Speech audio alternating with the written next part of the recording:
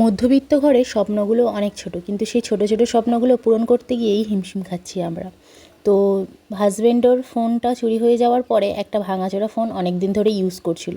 তো ইচ্ছে ছিল একটা ফোন ওর জন্য নেওয়ার, কিন্তু সময় আর টাকা পয়সা দুটোই অভাব ছিল, যার জন্য হচ্ছিল না ঠিকঠাকভাবে।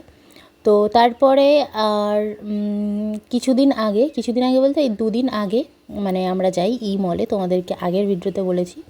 আর তারপরে দেখো এই ফোনটা নিয়েছি ডিসাইড করে। তো এটা মানে মোটামুটি একটা রেঞ্জে, কিন্তু খুব ভালো ফোন।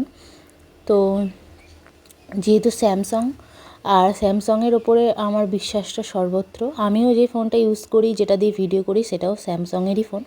তো আমরা এটা নিয়েছি, আর কেমন হয়েছে অবশ্যই তোমরা কমেন্ট করে জানিও। আমাদের স্বপ্নগুলো ছোট হলেও কিন্তু সেগুলো পূরণ করি।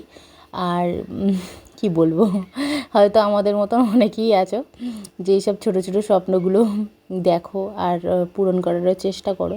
হবে, আস্তে আস্তে করে টাকা সেভিং করো, তারপর দেখবে সব ঠিক হয়ে গেছে, তাড়াতাড়ি হয়ে গেছে। তো ফোনটা কেমন হয়েছে অবশ্যই কমেন্ট করে জানিও।